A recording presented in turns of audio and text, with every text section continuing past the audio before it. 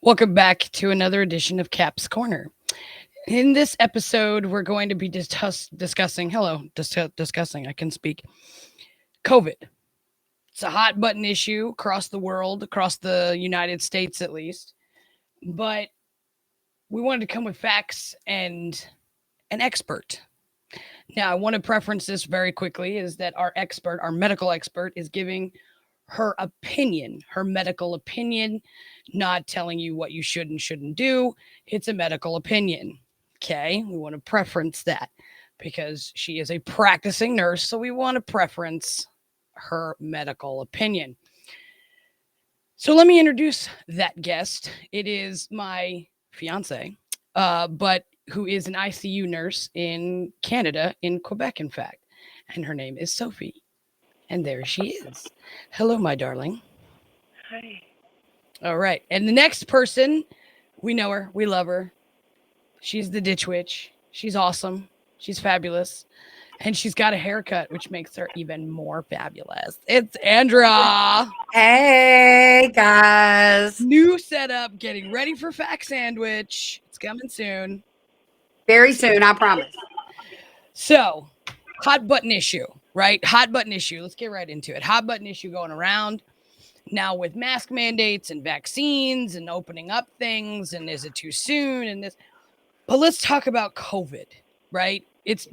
We've been dealing with this now for over a year, right? Well, have it been over a year? It feels like Yeah. it's been 10 years, but It's almost 2. almost 2.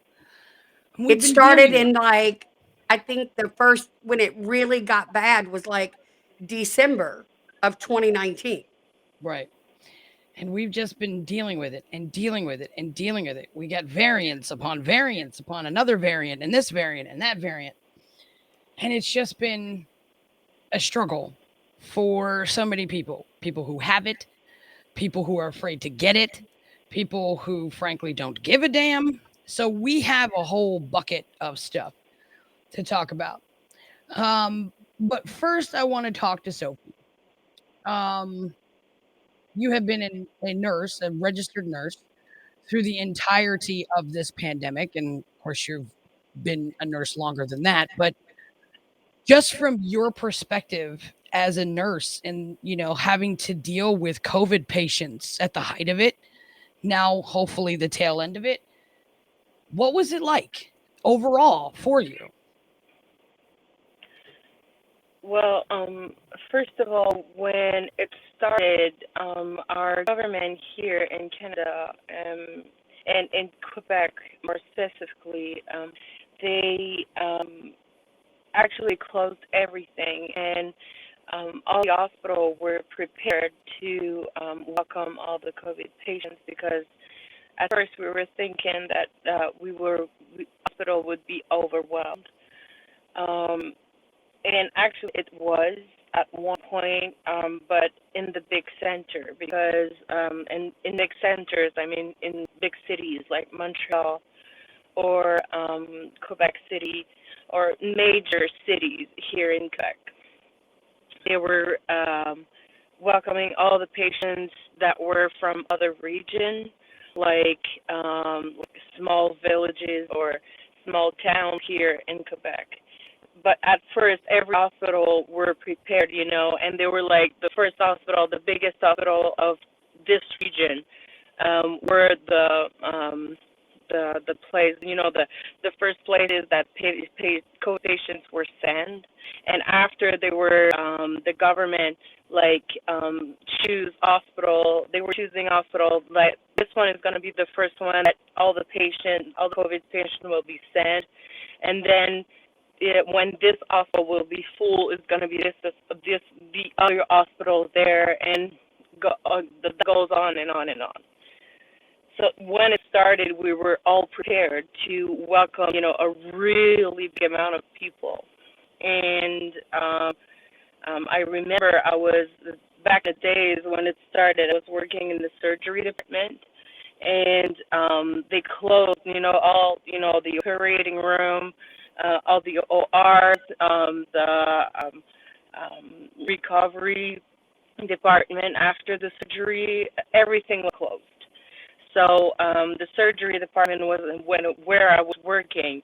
We became a COVID department, and I remember we were supposed to welcome people with COVID, but with minor symptoms or like breathing problem, but not at the point that they would need ventilators, for example. So they shut down everything, and because they shut down everything, the amount of people were not that high. Yes, it was high, but it never went to the point where we were overwhelmed. All the hospitals were overwhelmed. So at one point, we didn't have any patients on my department. We had 1-2 patients with COVID, and all the other ones were like regular people, with heart problem, pulmonary, other than COVID problem. Yeah, so it was it was like all mixed up. So I remember when it started, we were really scared about having it because we didn't have any vaccine at that point. We didn't know what was this virus at all. They were looking for it. They were making research about it, but we didn't know exactly what it was exactly. We knew it was like the influenza, for example. It was like a little bit like the influenza. That's what they were saying at one point. When it started, but I remember, we were out of mask, out of PPE because everybody, they were using many masks for, for absolutely no reason. They were changing it. They were changing them too often, so they had to make rules. So, yeah, people were afraid. Like, we were cleaning staff. They are amazing. They were cleaning everything. I remember it was crazy when it started. And after, with the time, we got, even today, when we have a COVID patient coming at the hospital, we know that by, we assume that the patient have the COVID, even if they don't. We assume when a patient is coming by ambulance, if the patient has a fever, or when he has pulmonary symptoms, etc. We have special rooms, like a special department at the emergency directly, so they can do COVID tests and after be tested if they have it or not. But it wasn't like that. We didn't have any tests when it started. We didn't have anything. So yeah, it was kind of scary. But now it's a little bit better, but we're still stressed about it sometimes. When we have, for example, yes. Go ahead. No, go ahead. So, for example, when we have, I have an example at the emergency room. The emergency where you're waiting for hours. Here in Quebec, it's like you can't stay at the emergency waiting for hours and hours. It's like 8+ hours sometimes when it's not really important. If you're doing a cardiac arrest, we're going to treat you for sure. But if you have anything, even if you have a fracture, you can wait for 5 hours in the waiting room. That's what it is. I waited 3 yesterday. But here it's like public, so everybody, and it's free care here. So everybody, it's like I had many cases that people, their toe hurts, so they're coming to the emergency. It's like if you don't have a good, sometimes it's minor, really minor, disease. We have to treat it, yes, but you can wait for a while. It can take more than 12 hours sometimes for some of the patients. But yeah. So, in Canada, you had the same situation that we had in the U.S., where low on PPE, low on ventilators. I don't know if you guys were as low on ventilators as we were. We didn't have an adult in the room, so there was Right. that. But PPE was a big shortage. Ventilators was a huge shortage, and it was causing more issues. So my question is this: if we had had the resources that we so needed, if the stockpile hadn't been abandoned, if we had the ventilators required, if we had the PPE required, would it have been as bad in the beginning as it was?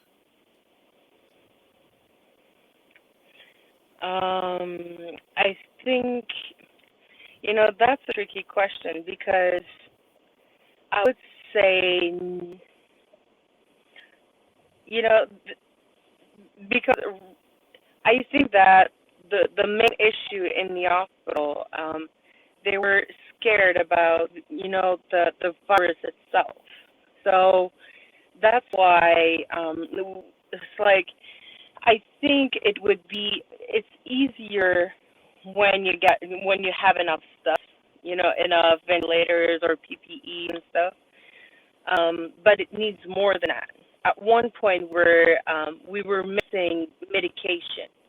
We were missing because people on ventilators, for example, they are taking a lot of medication, like propofol or fentanyl, and we're giving a lot of medication to be able to treat them correctly, because there's a lot of people that, I would say almost of the people, they don't support to have a tube inside their throat, for example, to help them breathe. Right. And So we that's have just to sedate them and make them comfortable so the treatments will work.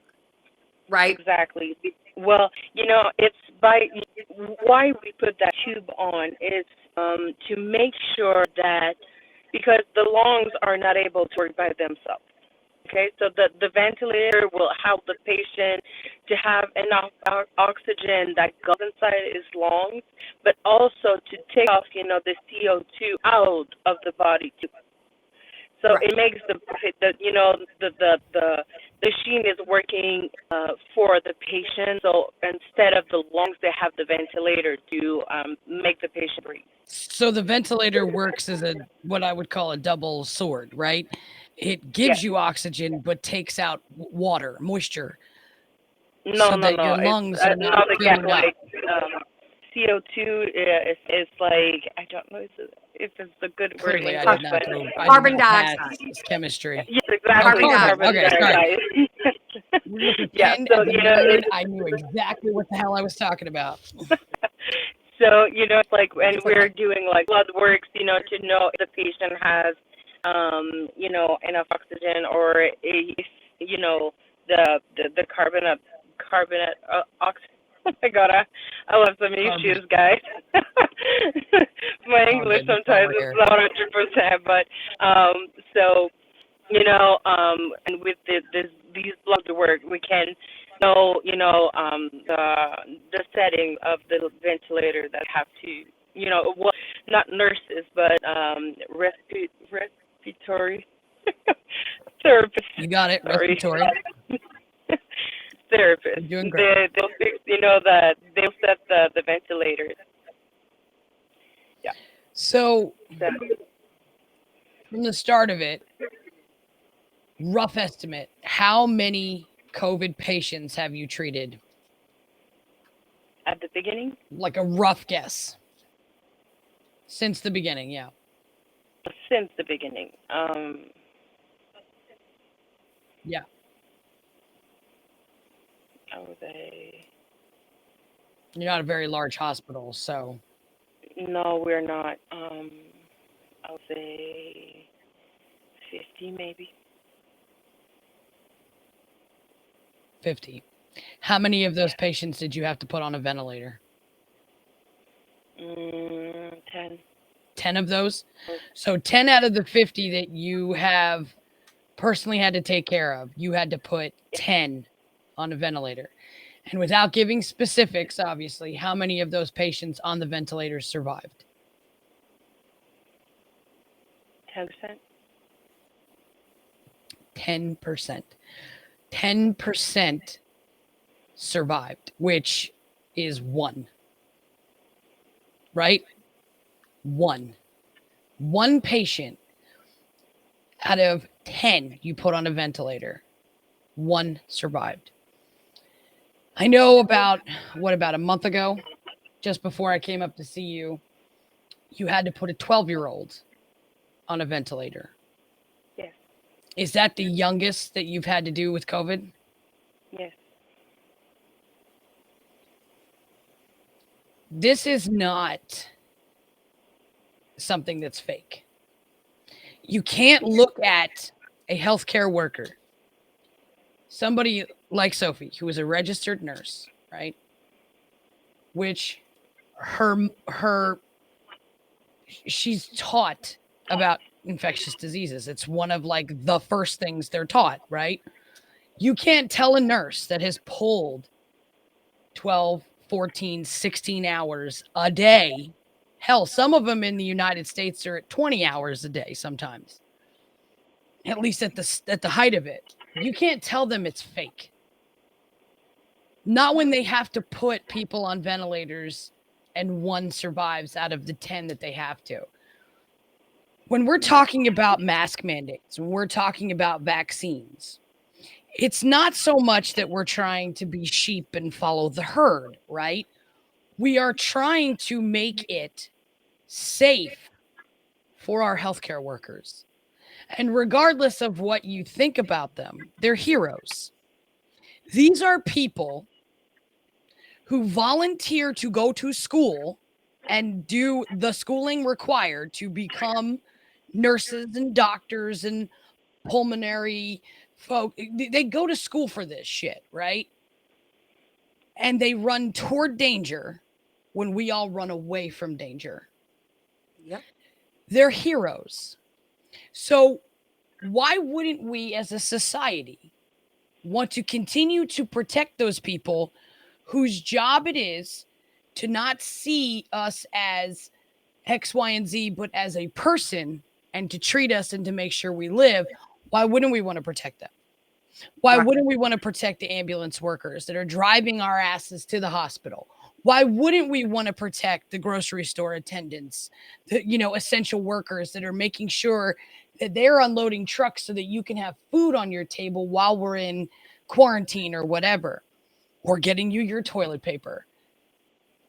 Being that there is, getting the vaccine is not, I'm a sheep and I'm following the herd. It's protecting the person next to you. If you're going to claim to be patriotic, if you're going to claim to care about your fellow man, then care about your fellow man. Get the damn vaccine, right? If you don't want to get the double dose, then get the Johnson & Johnson, whatever. It's a small thing you can do to help the larger population, right? I didn't get the vaccine for me. I got it for my mom, who is immune compromised, and people that I know that I'll be around that are immune compromised. I can't risk bringing it home. So it's a small thing I can do to protect my loved ones, right? I have friends, Andrea is one of them, who she herself is immune compromised, but her daughter is immune compromised, right? Yep. We need to protect her because she can't. Well, actually, Allison has been able to get the vaccine, luckily, and, thank God. But there are people that we know that their children cannot get the vaccine because of how bad their immune systems are. Not every cancer patient can get it because we don't know what it'll do to them. So we need to protect the people in our world that are the most vulnerable. Why can't we do that? We want to protect babies in the womb, but we don't want to protect people outside when we have the responsibility to do so. So what we're going to do is we're going to talk about, obviously, what a vaccine means, how it helps, how many mutations this is, like variants this is. We're going to get into statistics, right? So the first thing I want Sophie to answer for me is, what causes a virus to change to become a new variant? Well, actually, a virus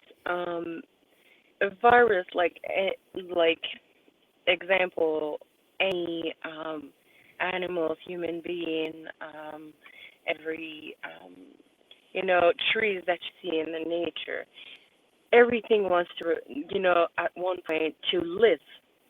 Okay? It's exactly the same thing for a virus. He wants to, the virus will want to replicate itself to be able to survive.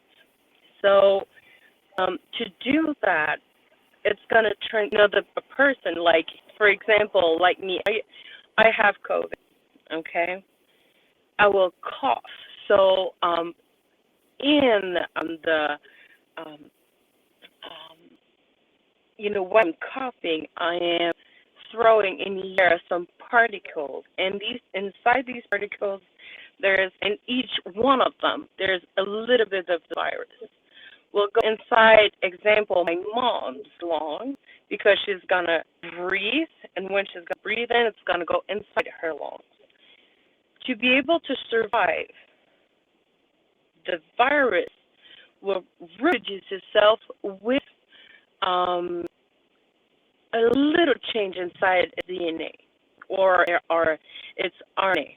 Okay, so with this little change, it's going to be able to spread more easily, or to be more deadly, or it's gonna use. Sometimes it's not gonna work out, and the variant won't work actually.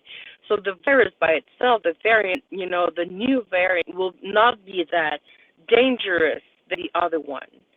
That's not the variant we're looking at. That's not what scientists are looking at. They are looking for the variant that will be the most deadly, or will spread more than the previous one. So that's how a virus will replicate itself, but with a little change inside. It's like me when I'm dyeing my hair, for example. It's a simple thing. It's really a simple example, but it's exactly how it works. So it's going to change itself to be able to survive, or to survive, by being more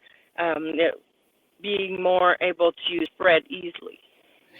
So Andrea is here because she is our statistician. I can say that word because I'm, super smart. And I totally knew that CO2 was carbon. Okay. We're going to go with that. And if you try to argue it, I'm going to lie the whole way. Okay.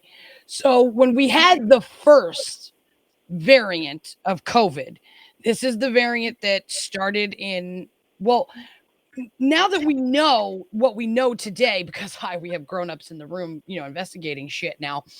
It technically, from what we're understanding, it didn't originate in Wuhan. We're not really sure now. So Right. in February, when it finally hit the shores of the United States, even though it said it would never. Well, can I add something to that statement real quick? Sure. It was here in November of 2019. If you take a sample of the population, me included, between Thanksgiving and Christmas of 2019, there is a small portion of the population who got extreme flu-like symptoms that came on out of nowhere. Now, I have tons of allergies. If it's green and it grows outside and it's not a vegetable, I'm probably allergic to it. This is why we don't go outside. Right. This is why we play video games. Facts. So I got allergy, itchy eyes, watery eyes, and a runny, itchy nose. I was like, okay, going to pick up some medicine on the way home. I'll be fine tomorrow. That was a Thursday. By Sunday, I had bronchitis. Allison had a surgery on that Monday.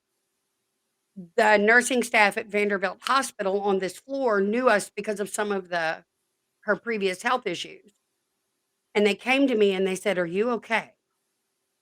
And I would walk the distance from like here to the wall behind me and want to sit down and catch my breath. They said, "We need you to go get tested for the flu." Because now remember, nobody knew that there was something out there in November of 2019.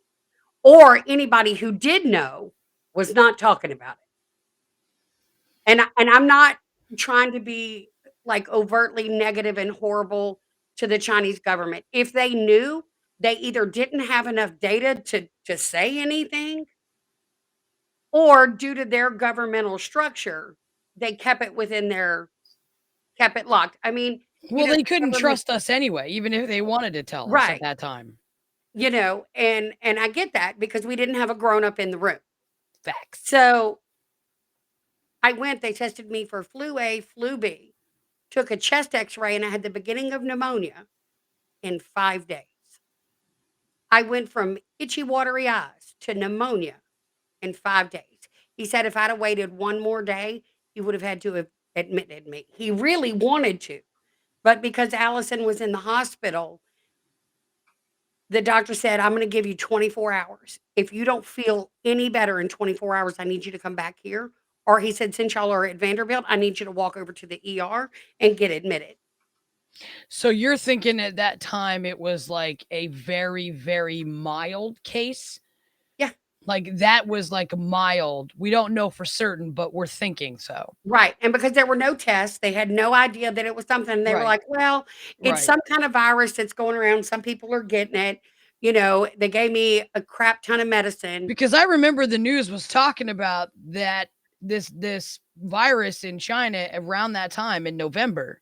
Yeah, They were talking about it was really scary, and then next thing you know, it was starting to move.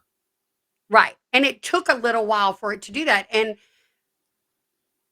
when it came out in December, how bad it was, and I'm not gonna lie, I had I had H1N1, and I had a mild case, and that I was sicker with the H1N1 and felt better than I did with whatever I had in November that Right. year. Right. I've never been so sick in my life. My breathing has not returned. I have scarring in my lungs. And when it all came out, I have a bachelor's degree in healthcare administration. So my immediate response is I wanted to run to this. I actually want to get some further education and work in public health, but I wanted to run to it. Right. But as a responsible parent with an immune compromised child, I had to go, whoa, and I started watching documentaries and doing research Right.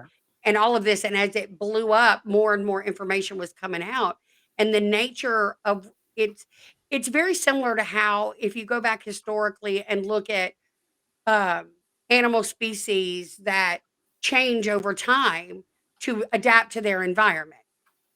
Some animals have a big, uh, like the hammerhead shark. It developed the way it did so it could have a better field of vision. The virus works in the same way. It is just trying to survive.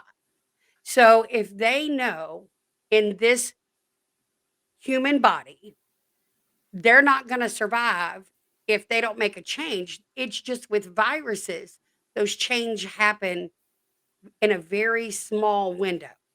When you're looking at a species big like us, I mean, and I'm not throwing shade at any of our ancestors, but when you look at Cro-Magnon man and the changes in his body shape into Right. who we are now have taken millennia. Right. Viruses, a millennia for a virus could be days. Right. And that's, and like, so let's start to talk about that, right? So Wuhan, the entirety of China goes into lockdown, right? The entirety of China gets put into a lockdown, what, mid-December? Yeah, They are in a lockdown until probably January, like end of January, I think it was. Still not too bad here. And then all of a sudden, the first case was and Washington reported State. in Washington State. And then we had another case reported in New York about 2 to 3 weeks, maybe later. So at first, it was small. So in March, our news case average was 16-ish, 7-day average of about 16 as well. As March goes along, the numbers start to go up, up, up, up, up, and up, right? And then we start to see the real peak of it probably in April, right? April was when literally entirety of New York locked down. California, lockdown. Washington State, lockdown. Other states were hesitant to do it, including my state, Pennsylvania, but finally they went into lockdown, right? So now we've got almost the good portion of the larger populated states in lockdown. New York, huge. California, massive. And they Washington stayed in State, lockdown. I think some areas are still in lockdown in California. probably so. But in California, San Francisco was the first city to go, nope, we're shutting it down, right? And then it started to trickle, and Let me ask a question. Why do you think that is for San Francisco? Why do you think San Francisco was the first place, knowing that LA and other areas are massively more populated? San Francisco has always been a super progressive city. And it's usually always at the forefront of activism and, all that kind of stuff. So it doesn't surprise me that a blue city ran by a very smart mayor went into lockdown. Like, nope, we No. are shutting Why do this you think down. it hit San Francisco first, the virus? I'm thinking because it's a port city. Yep. Right? So you're looking at, Any kind of international type hub. That's why New Orleans is a huge, and for those of you who don't know, I'm from Louisiana, go Tigers. Who dad for the Saints? No, I'm just saying. Yanks, Um, Pelicans. Shush. That's a secret. It's That's the definitely cousin we not don't one. let out of the basement. Sorry. It's okay. So New Orleans is a huge port city as well. You have Galveston, and I bet you, and I wish I would have thought of this, I would love to pull the numbers for Galveston. Anywhere where it's anything international. Because one thing we discovered about COVID is that the virus can survive like sitting on your cell phone, on your mouse, you know, on your packages that come from Amazon, Yeah. on your grocery bags. So when you think, and like I said, I am not throwing any hateful shade towards China.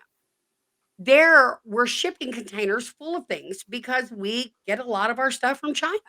That's right. Um, A lot of that outsourcing. had been touched by workers in China who had been exposed to the virus.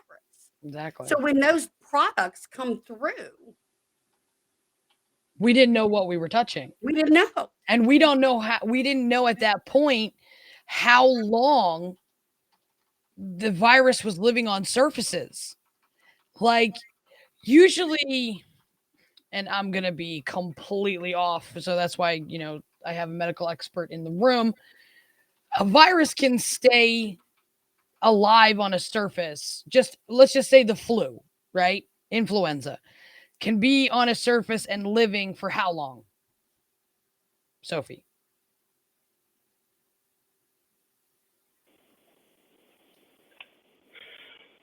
Oh my God, oh my God. You told me before that I didn't have to do any research. I thought maybe you just knew. I wasn't sure if it was something that was covered. I didn't know. Okay, well, we'll come back to not that. really. No, I used to know it, but I'm a specialist in virology. Right. But it can last a I long don't know, time, but right? it's gonna depend. Doesn't it depend on the virus? Yes, it can. It depends on the virus and It how depends on the its RNA virus, and it tells it. can depend on. Yeah, exactly. And sometimes, it's gonna be only in drops, and it's not gonna. Even if we have many kind of isolation, for the rooms, for example, some patient will have this kind of virus, so it's going to be that kind of isolation. So it's going to be what we call contact and drop isolation. So we'll have to wear the mask, the shield, the gown, gloves. So it's going to be all the do kit. they minimize And the amount of sometimes, people only if the virus. Do they minimize the amount of people that go into the room when somebody has any, like, some kind of an infection? Like, if it is a contagious, spreadable infection, do they minimize the amount of people that go in and out of that room? Well, with COVID, it's no visitors. No visitors at all. I mean Point, hospital. the I'm hospital, meaning no one hospital were staff. allowed to come at the hospital.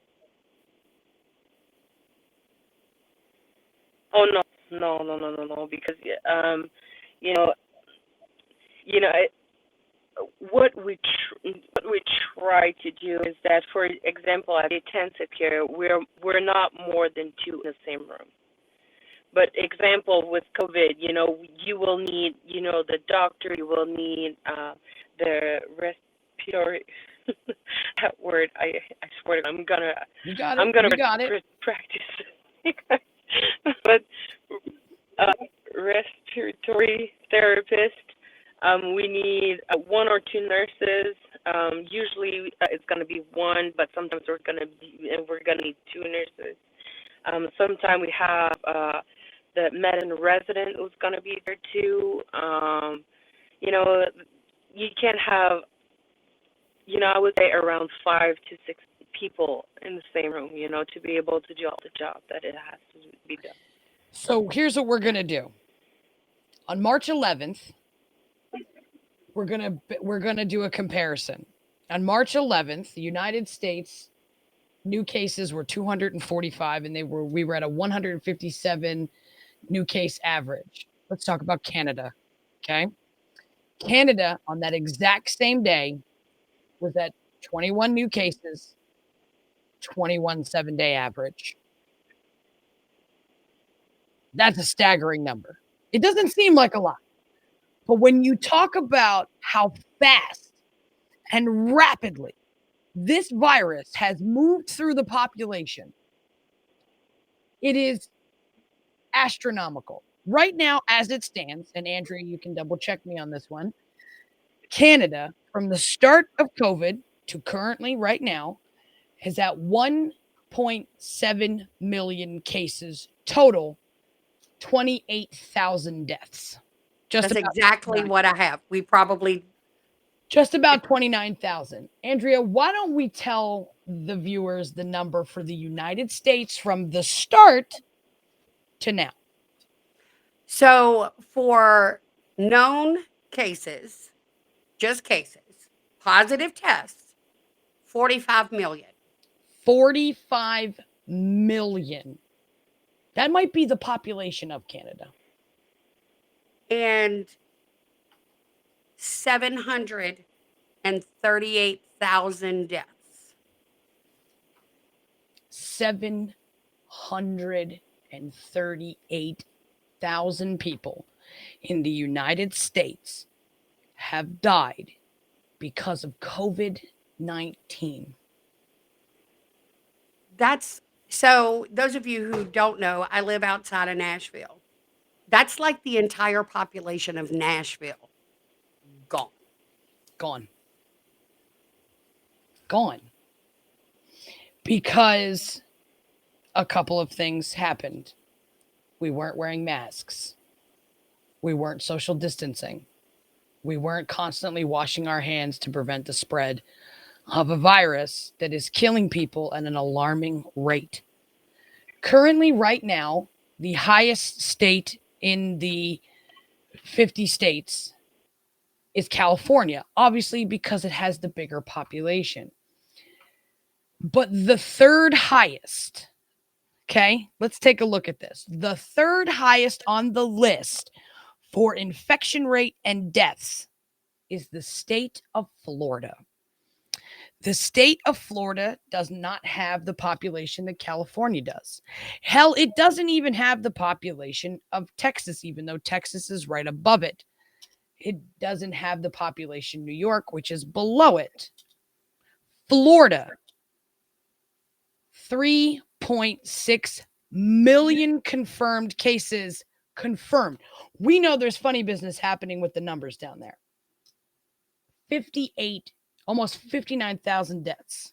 in a state of a population that is not nearly as much as California. And they're third on the list. Let me explain. Let me give some pretext and about Florida is is I used to work in telecommunications. Florida is for snowbirders, people who want to retire. And it's a lot of people from up north. I mean, we call them snowbirds because they fly south for the winter. Um, and some of them just flat out move to Florida. So you have a huge chunk of our elderly population living in a state and nobody is protecting them. Nobody. Not even in a house. Nobody. Like our local hospital, I had a little minor trip to the ER yesterday, and it occurred to me in getting ready for this show that um, they have a sign that says, "I wear my mask for you. Will you wear your mask for me?"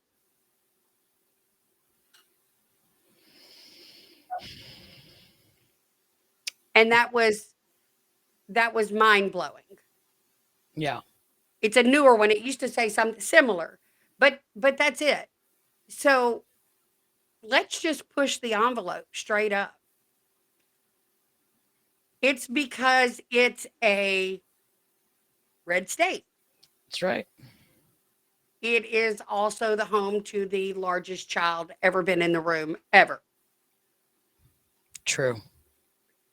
So that brings me to some other research because in trying to figure out why the numbers were so different in the US, um, and I'm going to add, and because Sophie was with us, I wanted to make sure we did a lot of talking about Canada because she's not only is she, my chosen sister, but she's our sister country, you know. Um, the US hospitalization rate for COVID is it's like 878,000. In Canada, it's 87,000. They had a tenth of the hospitalizations. So why is that? Because the Canadian government said, "Oh, no, no, COVID, not today." And they locked down the entire country. And I think one of the reasons why I really like the approach that Sophie was explaining about the hospitals, like there's tons of hospitals in the Nashville area. But of course, because Vanderbilt is the largest in my area, it would have been Vanderbilt would be first because it has the most capacity. And then they would have picked probably based on size. And we're going to leave like this little small hospital in the town I live in to handle normal stuff like broken legs and, you know, the easy stuff, to take that weight off of those hospitals and be able to funnel those resources. And by completely locking down, not just kind of locking down. And we know other people in Canada who talked about the restrictions and they would peel a layer back and the number would spike just a tiny bit and they put that layer right back on. They didn't play around. And because of this child that was in the room, you can even look at the numbers in the US and compare red states versus blue states. And we're talking, the only number I found was in reference to deaths. 200 and it averaged in states who voted for former President Trump. 239 people out of every 1 million died of COVID. In states that were who voted for President Biden or other blue candidates, Democratic candidates, it was 150 per 1 million. So the number was almost double. Yeah. Why is that? The spread of misinformation. Correct. That's correct. the spread of misinformation, about the vaccine. So, with that being said, let's talk about that. The worst state in the continental United States, the worst state for vaccine is West Virginia. Only 41% of the population of that state is vaccinated, and it's a state that has 1.8 million people in it. The next worst, this is going to shock some people, is Wyoming. And they're a hot spot right now. And they only have a 43% vaccine rate with a population of 581,000. That's a staggering number if you think about it. The next worst is Alabama. Alabama, with a population of 4.8 million, is only 44.4% vaccinated. That's it. Now, we talked about Florida. Let's talk about Florida. Population 20 million, almost 21 million. It only has a 59.4% vaccine rate. California has a population of 39 million people. They are at a 60.9. Doesn't seem like a big deal, but that is a huge deal when you're talking about population size, right? And vaccine. The state of New York, which was a hotbed at the beginning of it, 19.5 million is the population. They are at a 66.2% vaccine rate. The state of Hawaii, which they have said 1.4 million, it says it's at a 59.5% vaccine rate, but I think the number is a little bit bigger than that. And I'm getting from the Mayo Clinic. That number is constantly going up and down all the time, right? But the misinformation about the vaccine drives me absolutely bonkers, because they're like, well, if the Delta variant, which is literally sweeping across this country and it's just taking people out left, right, and center, and we'll have to have a whole nother show based on that, because the Delta variant is far worse than anything we could have ever imagined. And there's Delta variant 1 and 2 and 3, and apparently there's a fourth one. But the people are like, well, if you're just going to get it, what's the point of getting vaccinated? Because, as my very, very intelligent soon-to-be wife told me, you won't have the full-out symptoms of COVID. You will have basically the flu of COVID, right? Minor cough, this and that. You'll be way more protected, right? And that's why the booster is so much more important. So, Sophie, tell me what the impacts of the vaccine have on COVID and the variants. What is the impact?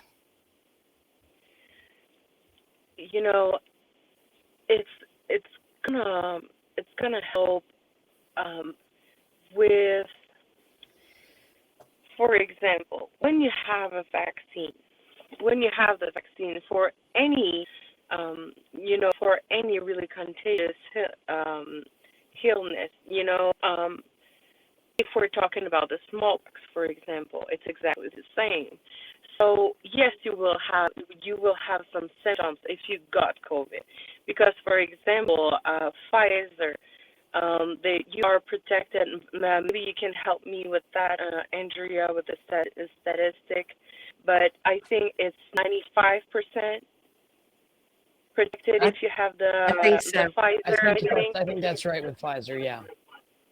So, for example, you're going to take the Pfizer, but Moderna, or the other ones, Johnson & Johnson too, they have a good rate, of protecting if you have COVID with a vaccine.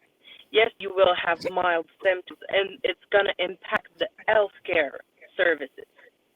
Because right now, when you have like thousands of people or hundreds of people coming all at the same time, we saw videos at the beginning of the pandemic in China. Everybody was rushing into the hospital because they couldn't breathe.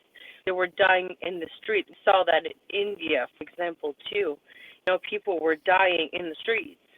It's exactly the same thing, because at one point, the hospital, when you have a really big amount of people all at the same time in the hospital, we don't have enough PPE, we don't have enough ventilators, we don't have enough anything. It strains the Okay? system. Yes. So if we are at the broken point where the healthcare workers are overwhelmed by the patient, by the hours, you don't have the healthcare workers anymore at one point, you don't have any PPE, you don't have anything. Okay, so that's what, our government here in Canada, we're trying to protect the healthcare system that was already fragile before the pandemic. And that's what they wanted to protect with the vaccine. It wouldn't be that, kind of a big deal if it would be like regular flu, for example. Because right now, the COVID, the SARS, the COVID was existing already before, but it changed. Its DNA changed and was more deadly, and it was spreading more. So that's why, we were scared of it, because we didn't have any vaccine for the specific virus that was that had been mutated or, transformed. So yeah, what we want to protect is the healthcare system. That's why vaccines are important, because if you don't have any hospital, you can treat people, and people are dying. Right. Yeah. And that comes into perspective for me because it just occurred to me this way. So if our healthcare system, and even in the US it's fragile, there's a reason why I left the healthcare system. One was the money, and two was it's too for profit. It's not about taking care of patients. Where in Canada it's a little bit different, because it is, universal health care. So that whole profit thing kind of gets pulled out the window. But what occurs to me is if people in their individual communities are not wearing their masks, getting vaccinated, social distancing, quarantining if they know they've been exposed. And here, at the end of the day, I totally respect somebody who does not want to get vaccinated and chooses to quarantine. Order your groceries, have somebody drop them off on your porch, whatever. But to knowingly not try, I look at on a very microscopic level. What if what would happen to Allison, my daughter, if I had succumbed to the right wing Propaganda. propaganda? Yeah. Uh, I could have killed my own daughter. Yep. So, Or you could be like that couple who was completely against it, and they both died of COVID, leaving four children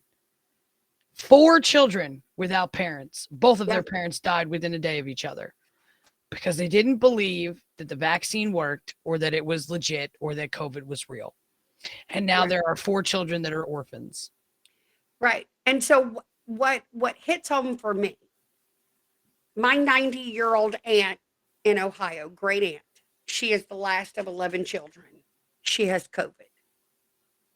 I know that you don't even have to tell me because I know some of her complicated health issues. She's not vaccinated because she can't be. Right. She's 90. So when I think about it, I not only got vaccinated and wear a mask, and I mean, I've got bottles of hand sanitizer everywhere.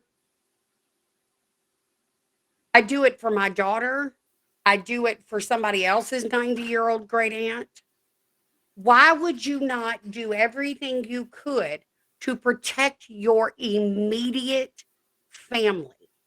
I got so mad at a local, I don't care, I'll say it, at Walmart. There were two grown people, adults, who had masks on, pulled down under their chin, talking less than 6 feet away to two elderly people, and their kids are running around with no mask on.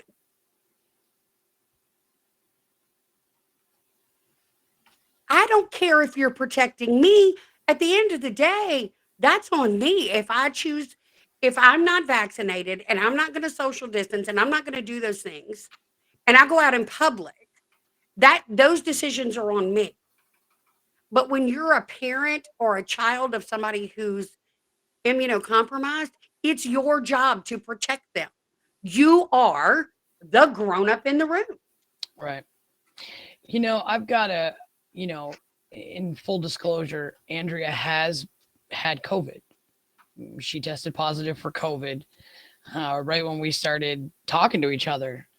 We both actually got COVID tests at the same time. Mine came back negative, hers came back positive. Yeah, I think mine came back like 4 hours before yours. Yeah, like literally. So, things that we can do to prevent the spread of future variants obviously are the same things that we've been doing: washing our hands frequently, wearing our masks, social distancing, trying not to be in small closed locations, and getting the damn vaccine. But there's another topic that I want to talk about. Actually, there's two things. First thing, I'm of the mindset that if you decided during this pandemic that you did not want to wear a mask, right? That's a big one for me. Because as an essential worker, having to argue with people who wanted to get toilet paper and file folders because they didn't want to wear a mask in my store kind of annoyed the crap out of me. I feel like if you ever go to the hospital in the future, say you survive this pandemic and you don't get COVID, and you have to go to the hospital for a surgery, I think it should be a question on the surgical intake form: did you wear a mask during the pandemic? And if the answer is no, there is a special surgical team waiting for you that will not wear their mask during your surgery because you decided you didn't want to protect them in public. So why the hell should they protect you now, since you're saying masks don't work, but they work enough for a surgical team to use them, right? Show me the logic in that one. That's the first thing.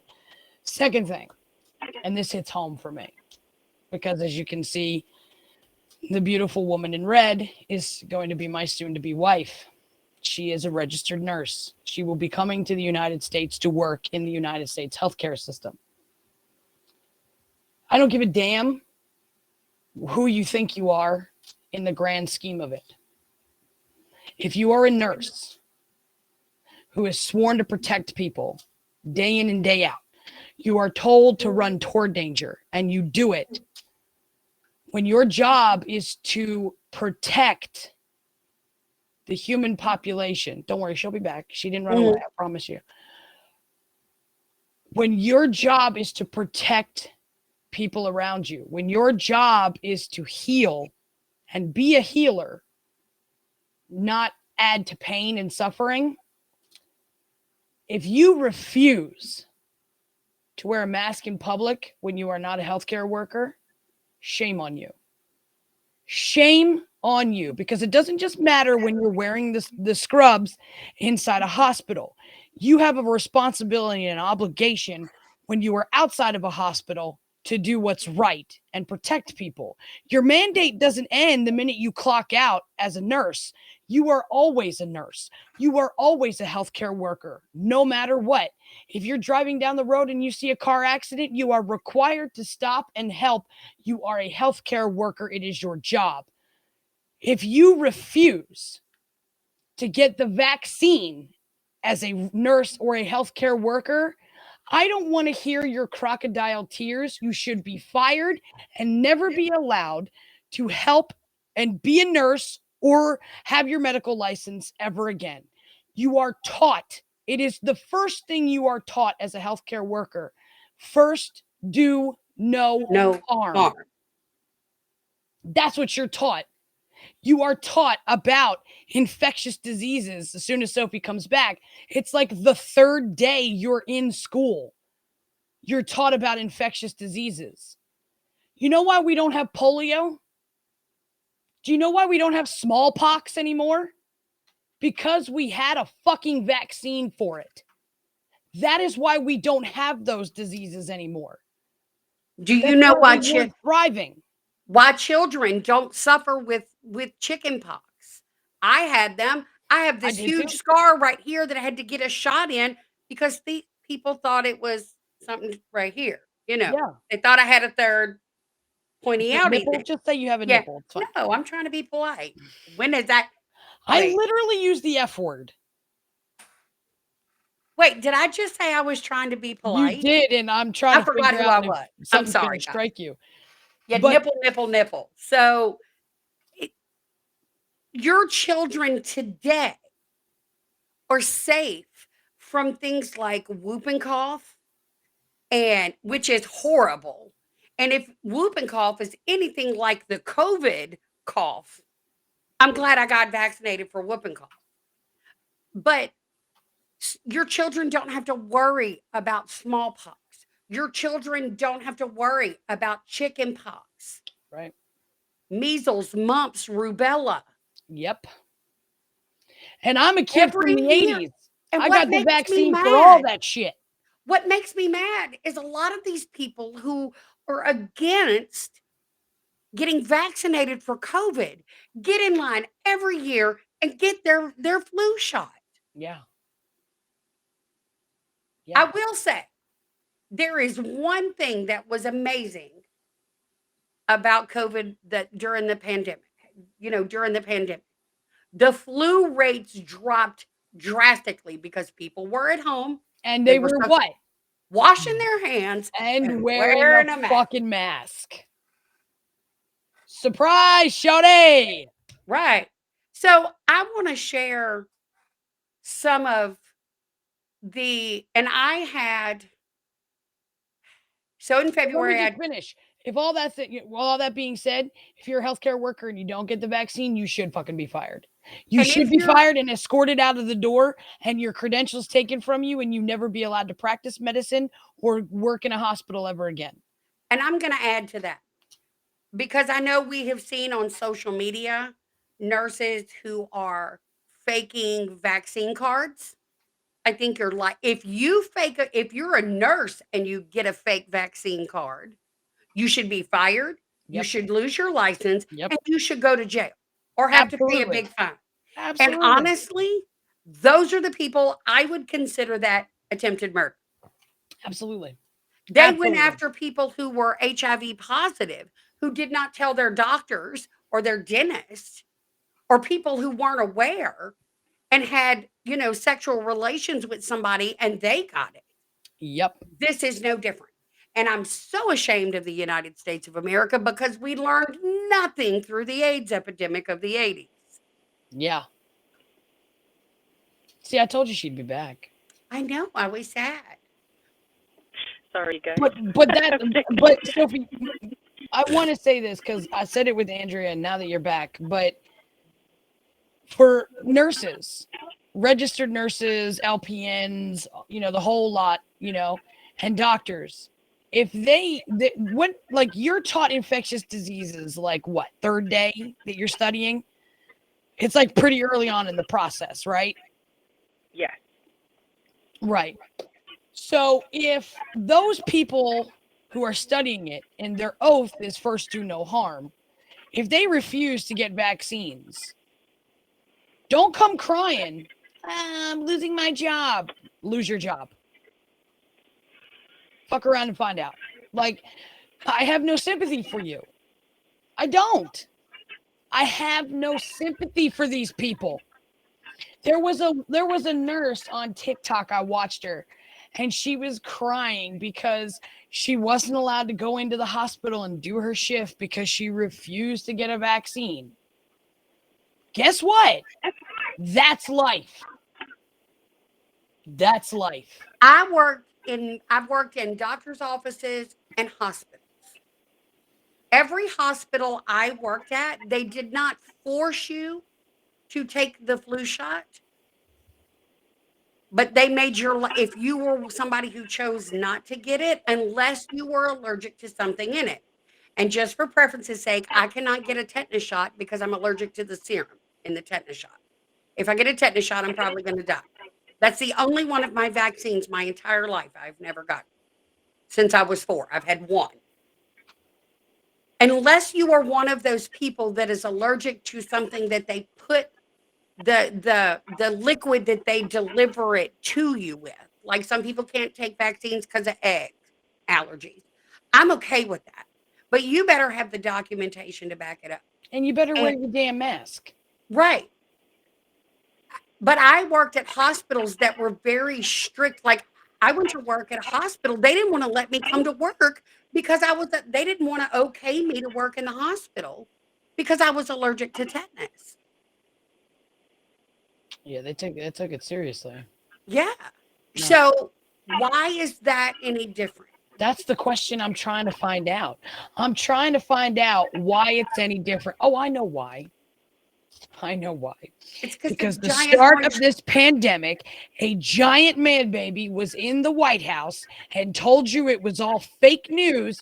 You believed it because, for some reason you can't think and feel for yourselves. And now we're at the point of where we're at. These deaths didn't just happen. It's not just, it's a made up number. It's not a made up number. It's not a made up number when a family friend of mine got COVID twice and died the second time on a ventilator. That is not normal. He was a healthy man too, by the way. He didn't have underlying health conditions, but he did on the second one because why? He had already had COVID. So his immune system was compromised. His lungs were compromised at that point because of COVID. And Sophie can tell you this. It doesn't just attack the upper portion or the lower portion of your respiratory area. It attacks both at the same time. You feel like you can't breathe. And that is the problem. You're not taking it seriously. It's not a game. It's not a joke. Sophie is a healthcare worker. Every single day she walks into her hospital, she is putting her life at risk. Not because of the normal things that you would think of, because at any moment she can come into contact with somebody with COVID. At any moment, she can come into contact with somebody with COVID, and she knows the risks. It's what she signed up to do. But she has her vaccine. She wears a mask when she's in public. In Quebec, where she's from, you can't go into a restaurant without showing your vaccine card. Right? Canada took it seriously. We didn't. I don't want to hear the bitching. I don't want to hear the moaning. I don't want to hear the crying or the complaining. Right? Because you know what? After 9/11, none of you bitched that we had to go through extra security measures to get on airplanes. Not for the first couple months, you didn't. You were like, absolutely, we need to make it safe. Absolutely. Of course, you started bitching later on because that's what Americans do. We just bitch about things just to bitch about things. How is this any different? How? How is this any different? I grew up in the 80s. I was born in the 80s. I have every vaccine known to man. Everything that they could shove a needle into my arm and give me, I got it. The only vaccine I have not had besides the tetanus is smallpox because they no longer have to vaccinate. They don't have the vaccine anymore because and I don't agree with that, but that's why don't they? Because smallpox was eradicated because of why? Do you really want me to tell you that story? A vaccine. Go ahead. So, and I'm going to give a shameless plug to a documentary because anybody that knows me knows that documentaries are my favorite thing. So with the pandemic in the beginning, I just got really curious because I'm a nerd and I like to learn stuff. Plus, especially we're medical documentary whores. Huh? We're documentary whores. Yes, we are. Speaking of, thank you for all the great ones you gave me. So, on Netflix, there was a documentary. I don't know if it's still out. I'm sure it is, called Pandemic. And it just shows different aspects. Like literally, it came out right before COVID, which makes my head go crazy. But they were talking about that we were overdue for a flu pandemic. like A actual flu-like flu, pandemic. Yeah. not flu-like, an Oh. actual Oh. like Spanish flu, like influenza flu. And they were looking at a lot of the research, like you got to see the guys who are virus hunters. You got to see a lady in New York City who is basically partially in charge for the flu season protocols in New York City. Um, Doctors and people working on vaccines. Um, but they also talked to a man, and I can't think of his name. I can see his face. I want to say it's Richard, but I'm probably wrong. Um, he was on the World Health Organization smallpox smallpox vaccine campaign, and they were in India because, as usual, India got hit the hardest. A lot of it is there's so many people in India, and There's no such thing as social they any distancing in kind of India. culture where multi generations live in the same house, Yep. and it's usually small homes. It's a whole issue. Yep. So they showed the images, and he was explaining what he saw when they got to this little town in India. It's one of those old, imagine like 1920 style train depots, and there were dead piled up on the platform of smallpox. And they kept going out and were vaccinating. They finally had tied it to this little village. And the reason why they couldn't get India under control, they had figured, was because of this town, because these people, a lot of the people in this area would travel through that plane depot. Now, I'm not, they never said that smallpox originated there because we know it didn't. But it looked like in India, that was where the reinfections kept coming from. That's where it And they originated for went the in, reinfection. they went in and talked to this little small village of people. And they said, no, you're not going to vaccinate us. And they made a decision and they went in with the like peacekeepers at the time. This was in the 70s with the peacekeepers, and they pulled people out of their beds and they force vaccinated them. It haunts him to this day. I agree with it and I don't agree with it because of his actions that day. Allison never has to worry about smallpox, hopefully. Um, but this man is living with the guilt that he forced something on somebody. But this man, Saved hundreds of millions of lives. yes, and the elder, the tribe leader, there was a plant with a gourd growing on it. I figured the way he described it, it kind of sounded like a cucumber. And when it was over, he said, sit down. And he sliced up this gourd, and these people are very poor. And he fed this WHO worker who had just orchestrated forcing vaccines.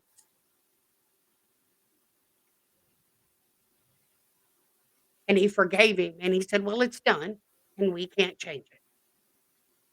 Let me share this with you in forgiveness. I don't want to ever see that happen again. That story haunts me Yeah. because I can see it in my head and I can see the trauma that this person has from having done that. And I don't ever want to see that on a healthcare worker or a WHO person, anybody who, a virus hunter, I don't ever want to see anybody in that. So, how do we get around that? Get up and go get your vaccine. Get up and go. That's right. mRNA vaccines are not brand new. No, they're They've definitely been not. using mRNA since the 80s. It's just new for COVID. That's it. We know mRNA vaccines work because you know what? I had COVID in February. and Julie can attest to it. Sophie, I don't think I knew you quite yet. I had a headache. I couldn't breathe. Like having this conversation, I would have broken out in a sweat because I was trying to expel so much carbon dioxide, but I couldn't. And it was while I was talking. And so it was like I was choking. And I still go through that on occasion. But to put it into perspective, I've had bronchitis 3 times since May. 3. I get bronchitis once every couple of years. So in 2 years, I've had some kind of crazy virus that the doctor that treated the first round of bronchitis said, yeah, it was COVID. We can't tell you because we didn't have a test, but looking at your lungs, you've had it more than once. I have permanent scarring in my lungs. And here's the thing. I carry this with me everywhere I go. Because of the Delta variant, even though Andrea is fully vaccinated and she's got a booster, so she is a triple cocktail. Yay. If she were to Okay. get the Delta variant because one of you came around her that wasn't wearing a mask, social distancing, or washing your hands, I would die. it could kill her because of how deep it affects her, because she's immune compromised. Just because you have the vaccine doesn't mean you're immune to anything. You can still carry a virus. You can think about that for a second. You can still carry it and give it to people. I've kind of isolated probably where I caught the virus. I had to see a specialist for some thyroid stuff that we're trying to figure out. And I went to a doctor's office I had never been before. And it was almost like if you've ever seen them herd like cattle onto a truck, it was like a very narrow hallway, like a chute almost, where they were doing the temperature readings. Well, the office was right here, but the table was here. I had to go to the table and then come back. And it was very crowded. So it was either right there or I had to go have blood work when I left the doctor's office. The only thing I touched besides the door was the button to the elevator, and there was no hand sanitizer in the elevator, and I didn't have any in my purse. I have pretty much isolated. That's the only place that I went that was unusual. Right. So don't think because you're in a hospital or a doctor's office or a dentist office. Actually, I wouldn't go to the dentist if you paid me right now. I don't want you right here. Get away from me. All it requires is a touch like that. It's super easy. It doesn't even hurt. And you could, no, but I'm just saying to get COVID, it's this, and you do this, or you do this, or you rub your eye. That's it. It's that simple. And it may not hurt you, but that light touch on the elevator button could kill your 90-year-old great aunt. It could kill your entire family. So we have we can do another one of these and we can get in more in depth because it's obviously it's so hot button and and we can talk about it for hours and hours on end because there's so much data. There's so much stuff that we can do. Can I add one piece of data, a little one? Sure. In my research, I'm very disgusted. So looking at all the different countries, the highest country, here's a shocking number. The country with the highest vaccination rate is the United Arab Emirates. That's the highest vaccination rate? Yep, 86.9%. What happened to my screen? I don't know. Okay, I think I'm. There's a problem. Andrea might be in Derpland. We'll figure that out. I'm gonna pop her out for a quick second. Technical difficulties happen all the time. We know that it's preventable. Simply washing your hands, social distancing, wearing a mask, getting a vaccine. These are not we're not asking you to do a lot, right? It's not a lot. It's a little thing. It's a little bit you can do to help other people, to help your neighbor. But, And we're going to have Andrea come back when she can to give us whatever statistics she was going to throw out at us.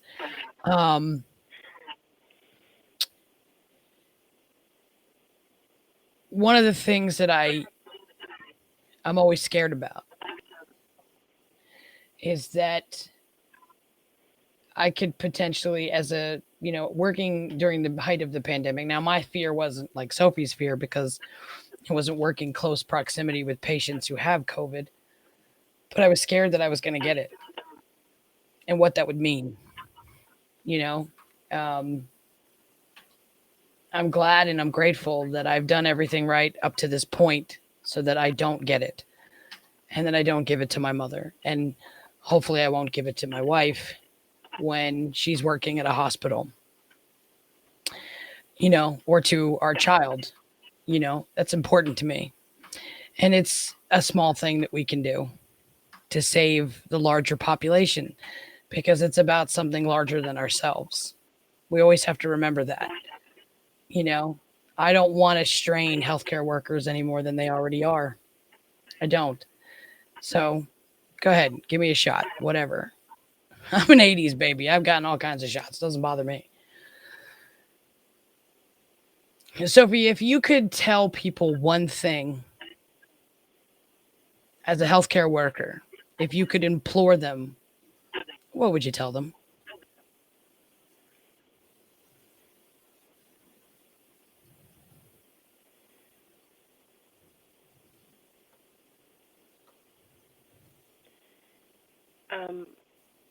Honestly, I'm on a point where people that are not vaccinated yet and don't want to, the only wish that I would have, I would say, is that it's to bring them with me when we intubate, a patient, COVID patient, and what we have to do to keep this person alive.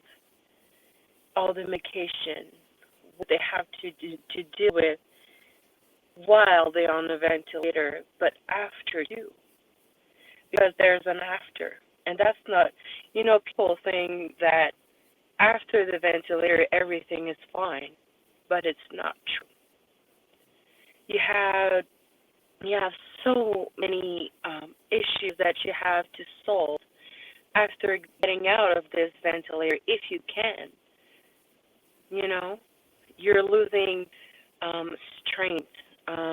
You're losing your muscular strength. You're losing the ability to swallow. You're losing your health in general, because it's not all about the lungs. It's about the heart. It's about the kidneys. It's about the liver. There's so many issues. So just to bring these people, to the journey of a person that has COVID, just to show them an example. Okay, so you don't want to take vaccine, that's your own choice. It's okay. But follow me. Follow me during my journey, because that's a journey. I wish these people would see exactly what these people have to deal with. It's not easy. And it's not to scare, the population. It's not to be, the monsters that scares everybody. That's not my job. My job is to keep you alive. My job is to give you a quality of life. That's what I'm doing. But unfortunately, I am not the master in all that. You are your own master.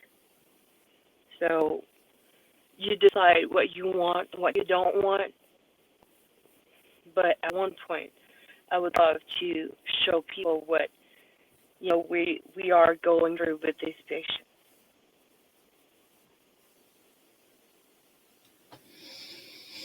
Yeah, it's a strain. It's a strain on you and it's a strain on their families.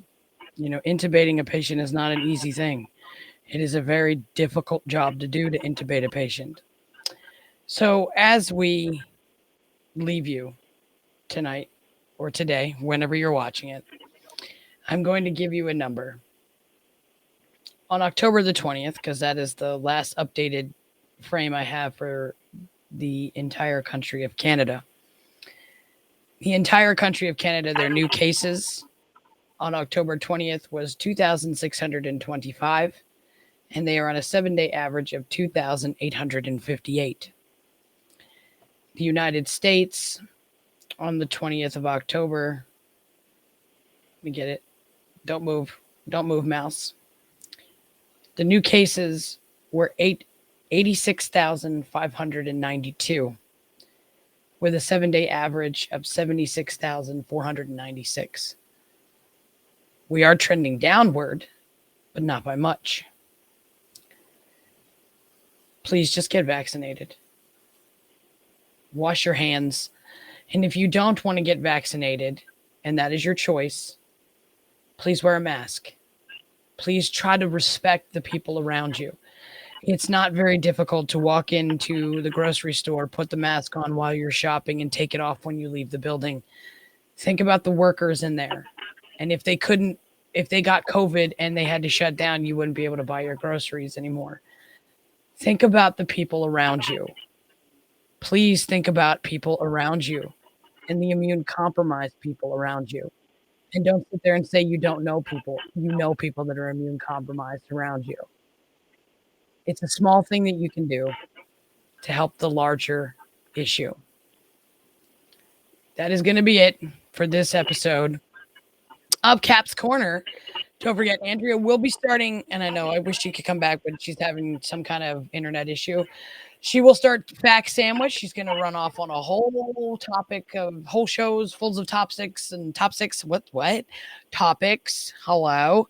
And all kinds of stuff. Our next episode, I have no idea. We may have a fun episode about toe fungus. I'm not sure because you've seen, I'll point it this way because I think it's this way. You've seen how gorgeous my future wife is. I can't wait to do more shows with her. And of course, right at the buzzer, we hit a free throw and here comes Gamora. I'm just waiting for her to show up on camera. So that, oh, nope, doesn't look good. Doesn't look good. Maybe, possibly, we're not sure. But she's gonna be so mad that she didn't get to give out her statistic. But so our next episode, I don't know what we're gonna do. I don't know what we'll do. Maybe we'll talk. Oh, you know what? I do know what we're gonna do. I'm remembering now because once our good friend comes back from Europe, our good friend is back from Europe, we are going to do an adoption show. It's something near and dear to my heart because my mother was adopted, and I have a lot of friends who have adopted, children, and I think it's a very important topic to talk about. And I seriously doubt Andrea is back. So remember, look for Fact Sandwich. It'll be on the YouTube. At some point, I think she's going to start recording it. She's getting stuff together. Our next episode is going to be about adoption. That's going to be a fun one. Andrea, I love you. I know that you are figuring out your technical difficulties, but we love Andrea. She'll be back. Sophie, my love, I love you. Thank you for being with me. All around, obviously. And that's going to do it for Cap's Corner. We will talk to you next time.